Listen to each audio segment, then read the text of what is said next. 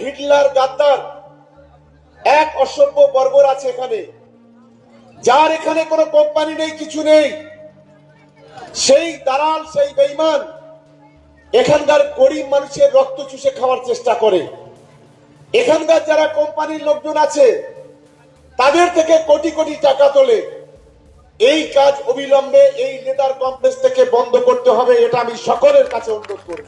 কোন শ্রমিক যদি কোনো জায়গায় অ্যাক্সিডেন্ট হয় তার জন্য তার একটা কম্পেনসেশন একটা ভালো মতো দিতে হবে, সেই দাবি, সেই আওয়াজ আইএনটিটিউসির পক্ষ থেকে তুলতে হবে। আমার বাড়ির যারা গুরুজন আছে, পিতা আছে, মাতা আছে, কাকা আছে, যেটা আছে, তাদের কাছে মাথা নত করব।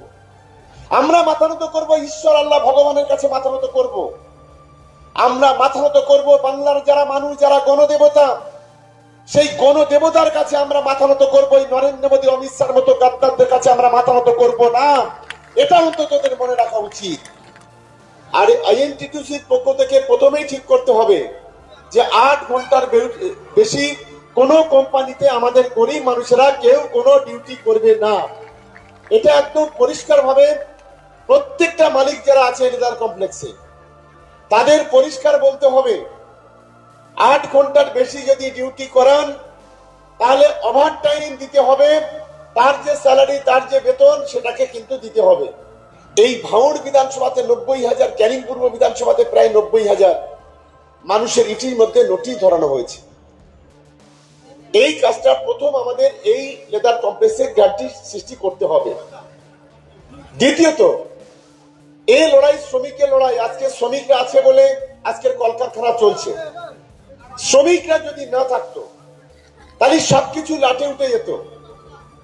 আমাদের এই লেদার কমপ্লেক্স এরিয়ায় কোন রকম ভাবে কোনো গরিব মানুষের উপরে, শ্রমিকের উপরে কোনো হিটলারি, কোনো দাদাগিরি, এটা কিন্তু শ্রমিকদের উপরে চলবে না। আমরা নিশ্চিত ভাবে যারা বিভিন্ন শিল্পপতিরা আছে, ইন্ডাস্ট্রিয়ালিস্টরা আছেন, আমরা তাদেরকে সম্মান করি, কিন্তু আমি জানি এক হিটলার গাদ্দার, এক অসভ্য বর্বর আছে এখানে, যার এখানে কোনো কোম্পানি নেই, কিছু নেই। সেই দালাল, সেই বেঈমান এখানকার গরিব মানুষের রক্ত চুষে খাওয়ার চেষ্টা করে। এখানকার যারা কোম্পানির লোকজন আছে তাদের থেকে কোটি কোটি টাকা তোলে। এই কাজ অবিলম্বে এই লেদার কমপ্লেক্স থেকে বন্ধ করতে হবে, এটা আমি সকলের কাছে অনুরোধ করব। কারণ আমাদের প্রিয় মুখ্যমন্ত্রী মমতা বন্দ্যোপাধ্যায় এই যে হাই পাওয়ার কমিটির হেডে আছে, তিনি আমাদের প্রতিনিয়ত সহযোগিতা করেন। আমাদের নেতা সাংসদ অভিষেক বন্দ্যোপাধ্যায় গরিব মানুষের উপরে কোন রকম প্রেসার, তাদের বাড়তি কাজ করানো, এটা কখনো বরদাস্ত নয়। এই লেদার কমপ্লেক্স এরিয়া, এই এলাকার গরিব মানুষের যে জমি, সেই জমি সরকার অধিগ্রহণ করেছিল। তার বিনিময়ে এখানে যে একটা মার্কেটিং হাব তৈরি করার কথা, এই সিএলসিটি যারা দায়িত্বে আছে তাদেরই করার কথা। এটা বারে বারে কমিটির মিটিং আলোচনা হয়েছে, কিন্তু এখনো সম্পন্ন হয়নি। এখানে আমাদের মাননীয় মুখ্যমন্ত্রীর কাছে আমরা যা যা দাবি করেছিলাম, এখান থেকে বাস টার্মিনাল তৈরি করা, এখান থেকে বাস কলকাতায় যাওয়া, তিনি নিজে উদ্যোগী হয়ে এগুলো যাতে আশেপাশে শ্রমিক আসতে পারে সেই ব্যবস্থা তিনি করেছিলেন। এবং এখানে বিভিন্ন রকম যে অন্যান্য ডেভেলপমেন্ট যেগুলো, সেগুলো মাননীয় মুখ্যমন্ত্রীর নেতৃত্বে আমরা এই এশিয়ার সবচেয়ে বৃহত্তম লেদার কমপ্লেক্স, এই কমপ্লেক্সে আমরা তৈরি করতে সচেষ্ট হচ্ছি মাননীয় মুখ্যমন্ত্রীর জন্য। আমি তাই এই এলাকার যারা শ্রমিক আছে, এখানে অনেক কোম্পানি আছে, আমি রাকেশকে বলবো প্রত্যেকটা কোম্পানি যে শ্রমিক আছে, মালিকের সঙ্গে কথা বলা, শ্রমিকদের সঙ্গে কথা বলা, কোথাও যেন সাধারণ শ্রমিকরা যেন কোনোভাবে হয়রানি না হয়। এবং বিভিন্ন সময় আমরা দেখি এখানে অনেক শ্রমিক অ্যাক্সিডেন্ট হয়, নামকাওয়াস্তে কিছু 2-4 পয়সা দিয়ে তাদেরকে বাড়ি পাঠিয়ে দেওয়া হয়। সেটাকে একটা সিস্টেম তৈরি করতে হবে যে উপরওয়ালা না করুক, যদি কোনো শ্রমিক যদি কোনো জায়গায় অ্যাক্সিডেন্ট হয় তার জন্য তার একটা কম্পেনসেশন একটা ভালো মতো দিতে হবে, সেই দাবি, সেই আওয়াজ আইএনটিটিউসির পক্ষ থেকে তুলতে হবে। শুধুমাত্র আইএনটিটিউসি করলাম, সংগঠন করলাম, নেতা হয়ে বসে থাকলাম, এটা কিন্তু হবে না। আমাদের গরিব মানুষের স্বার্থ আমাদের স্বার্থ, শ্রমিকদের স্বার্থ আমাদের স্বার্থ, এটা কিন্তু আমাদের সবসময় মাথায় রাখতে হবে। বছরে একটা রক্তদান শিবির করলাম কি বস্ত্র বিতরণ করলাম, এটা আমাদের এই ডিউটিটা শেষ নয়। আমাদের এখান থেকে আপনারা সকলেই জানেন, আজ থেকে 2 বছর আগে আমাদের কয়েকটা ছেলেকে সেখান থেকে তাড়িয়ে দেওয়ার ব্যবস্থা করেছিল এই তথাকথিত হিটলার গাদ্দার।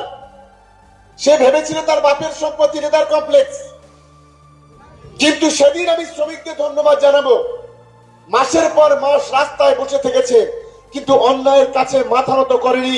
এটাই হচ্ছে সবচেয়ে বড় কথা। আমরা দিদির কাছে আবেদন করেছিলাম, এমএসডিপি যারা হেরে আছে আধিকারিকদের কাছে আবেদন করার পরে আমাদের রাজ্যের মাননীয় মন্ত্রী ফিরহাদ হাকিমের কাছে আবেদন করেছিলাম, আমাদের সাংসদ নেতা অভিষেক বন্দ্যোপাধ্যায়ের কাছে আমরা জানিয়েছিলাম।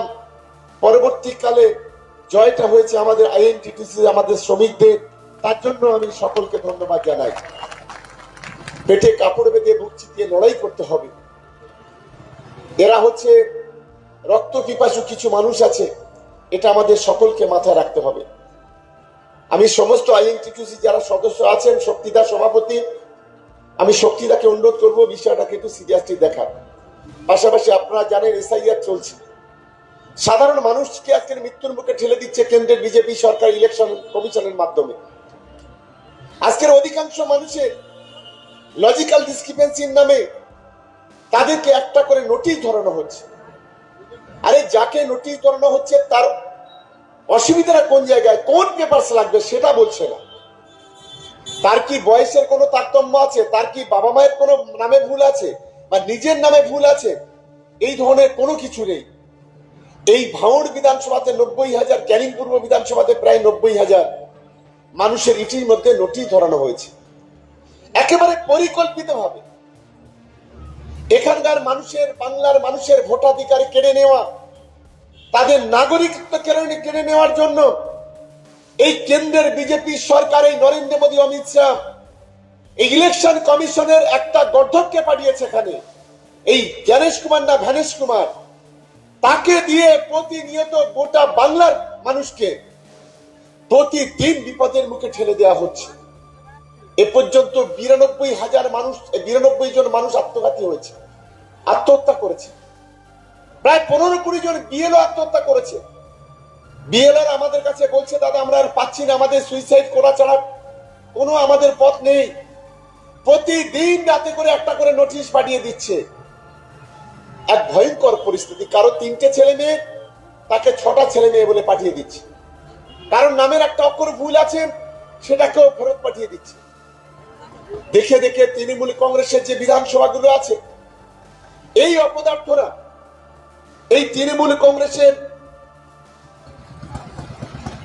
কংগ্রেসের যে সমস্ত এরিয়াগুলো আছে, দেখে দেখে তাদের বেশি বেশি করে নোটিশ পাঠানো হচ্ছে। গতকাল দেশের মহামান্য আদালত 2টো থাপ্পড় গালে কষিয়ে দিয়েছে। ওরা যেগুলো মানছিল না, আমাদের নেতা অভিষেক বন্দ্যোপাধ্যায়, আমাদের নেত্রী মমতা বন্দ্যোপাধ্যায় দাবি করেছিল যখন হিয়ারিং হবে বিএলওদের তার ভিতরে থাকতে দিতে হবে। ইলেকশন কমিশন বলল না। দেশের সর্বোচ্চ আদালত সুপ্রিম কোর্ট গতকালকে 2টো থাপ্পড় দিয়ে বলল বিএলওরা ওর ভিতরে থাকবে। এটা আমাদের সবচেয়ে বড় জয়। শুধু বিএলও থাকবে না, যারা যাবে তাদের অ্যাসিস্ট করার জন্য, তাদের সহযোগিতা করার জন্য যে কেউ তার পরিবারের সদস্য তার সঙ্গে যাবে, যেটা ইলেকশন কমিশন এতদিন অ্যালাউ করেনি। 2, গতকাল সুপ্রিম কোর্ট বলেছে যে যাদেরকে আপনারা বাদ দেবেন, লজিক্যাল ডিসক্রিপেন্সিতে যাদের নোটিশ দেওয়া হচ্ছে তার তালিকা প্রকাশ করতে হবে। যদি কাউকে বাদ দিতে হয়, কি কারণে তাকে বাদ দিচ্ছেন সেটাকে, তার কারণটাকে দর্শাতে হবে। 3 নম্বর, নোটিশ দেওয়ার 10 দিনের মধ্যে শুনানি করতে হবে। 4 নম্বর, যে মাধ্যমিকের অ্যাডমিট কার্ড অ্যালাউ করছিল না এই ইলেকশন কমিশন, আমি জানি না এর বাপ মা, এর ছেলে মেয়ে, বউ বাচ্চা আছে কিনা, একটা অপদার্থ শিক্ষিত মূর্খ যাকে বলে, এই মাধ্যমিকের অ্যাডমিট কার্ড পর্যন্ত অ্যালাউ করছিল না। কেন্দ্রীয় সরকার, দেশের সর্বোচ্চ আদালত বললেও ওটাকেও অ্যালাউ করতে হবে। ফলে দেখে দেখে প্রায় 5টা গালে থাপ্পড় দিয়ে ইলেকশন কমিশনকে বুঝিয়ে দিয়েছে এই বাংলা তোমার বাপের নয়, আর বাংলার মানুষের নাগরিকত্ব কেড়ে নেওয়ার কোন সার্টিফিকেট তোমাকে দেওয়া হয়নি। আজকে বুঝতেই পারছেন যে 90,000 মানুষ তাদের কাজ কাম সব ছেড়ে রেখে তাদেরকে হেয়ারিং লাইনে দাঁড় করাতে হবে। কেউ শ্রমিকের কাজ করে, কেউ কৃষি কাজ করে, কেউ বাবুর বাড়িতে কাজ করে, তাদেরকে সব কাজ ফেলে রেখে হেয়ারিং যেতে হবে। 9 মাসের গর্ভবতী মা, তাকেও লাইনে দাঁড়াতে হচ্ছে। গতকালকে একজন বলল, দাদা আমি সবে আজকে আমার বাচ্চা হয়েছে, প্রসব হয়েছে হসপিটালে, কালকের আমার হেয়ারিং দিয়েছে, আমি কি করে যাব? কেউ কেউ বলছে যে আমি তো হাঁটতে পারি না, আমার তো হুইল চেয়ার নেই, আমি হুইল চেয়ার না হলে আমি হেয়ারিং এ যেতে পারছি না।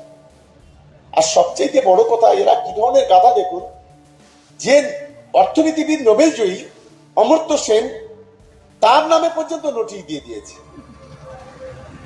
মানে মূর্খমিটা কত কোন জায়গায় নিয়ে যাওয়া হচ্ছে।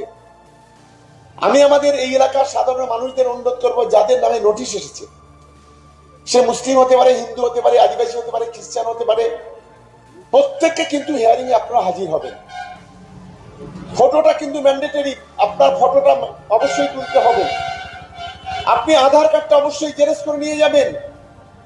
আপনার জমির কাগজ, ঘর যদি সরকার থেকে পেয়ে থাকেন তার কাগজ, আপনার যদি পাট্টা থাকে, রিফিউজি পাট্টা বলুন, এমনি পাট্টা বলুন, বা অন্য কোনো জমির কাগজ থাকে, এলআইসি যদি থাকে, আপনার যদি বংশগত কোনো সার্টিফিকেট থাকে, এগুলো অবশ্যই কিন্তু নিয়ে যাবেন সঙ্গে।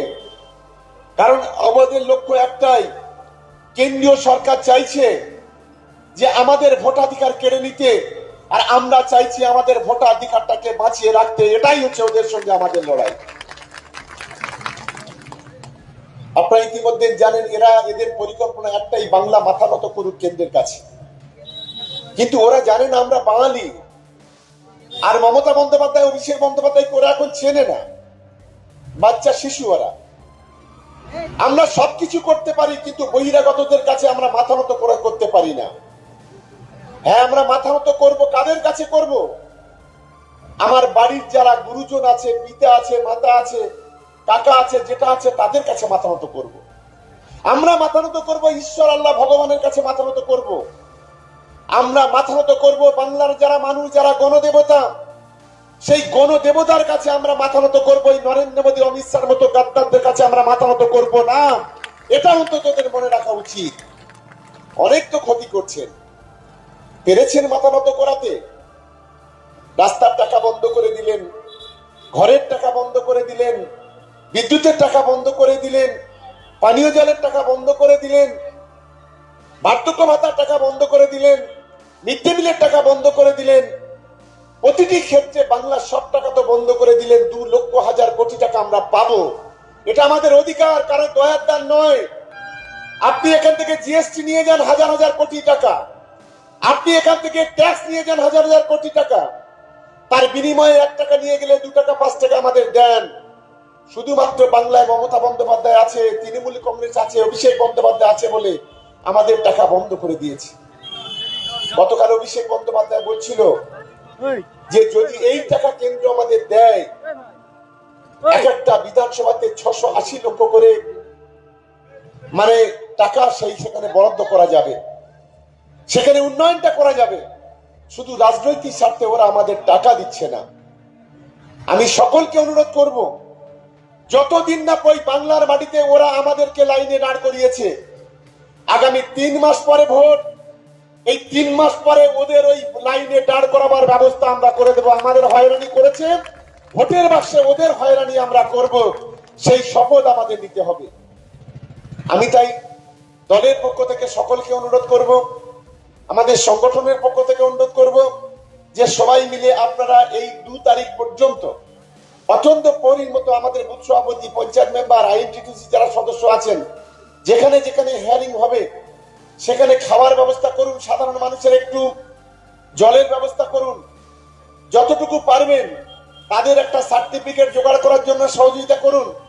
যতক্ষণ হিয়ারিং চলবে স্কুলে, ততক্ষণ পর্যন্ত আমাদের সেই এলাকার নেতারা যেন সেখানে থাকে, কোনো মানুষ যেন অসুবিধা না হয়, সেই ব্যবস্থা কিন্তু আমাদের করতে হবে। আমি আশা করি আমার এই এলাকার যে সমস্ত নেতৃত্বরা আছে তারা যথেষ্ট দক্ষ, যথেষ্ট যোগ্য, তারা নিশ্চিতভাবে গরিব মানুষের পাশে থাকবেন। এবং শেষ যে কথা বলবো, আমাদের রক্তদাতারা যারা এসেছেন তাদেরকে আমি ধন্যবাদ জানাই, যে আজকে নিজের রক্ত দিয়ে অন্যের জীবন বাঁচানোর যে শপথ, এর জীবনে আপনার কেউ কখনো শোধ করতে পারবে না। তাই আপনাদেরও ধন্যবাদ, অভিনন্দন, ভালোবাসা জানিয়ে আমার বক্তব্য আমি শেষ করছি।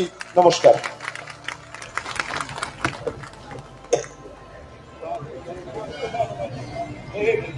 কমল এই পাঁচজন এসে পাঁচজন, এই দুজনকে ডাকো। কমল দুজন, মশাই দুজন, দুজন শ্রমিক এসো, দুজন।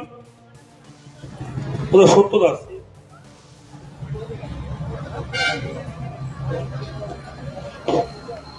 কিরকম ধরনের নোংরামি বুঝতে পারছেন? সিএলসি যে অ্যাম্বুলেন্স চালাতো তার মাইনেটাকেও 70 মাইনেটাও বন্ধ করে দিয়েছে। মানে এরা কি ধরনের কাপুরুষ! ইমিডিয়েট এটা আমি আইডেন্টিটির পক্ষ থেকে এদের ম্যানেজমেন্ট কি আছে কথা বলে ইমিডিয়েট তার রাস্তা বের করতে, তা না হলে আগামী দিনে একদম গোটাই সব কথা বন্ধ করে দেবো একদম।